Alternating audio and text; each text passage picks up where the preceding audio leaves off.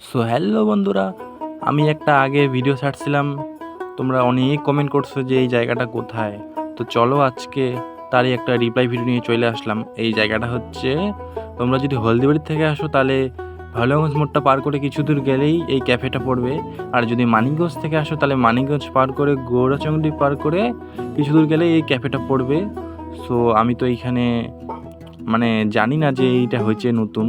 তারপরে আমি দাদাকে বললাম যে এই জায়গাটা কোথায়, দাদা আমাকে বলল। তারপরে আমরা তো এখানে চা নিয়ে নিছি।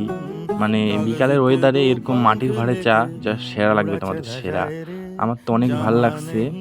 সো ভিড় ছিল অনেক, আর আমরা সেরকম করে কিছু খাই নাই। চা খাইছিলাম আর পকোড়া খাইছিলাম, তারপরে চলে আসছিলাম। আর আরেকদিন যাবো আর কি, সময় নিয়ে।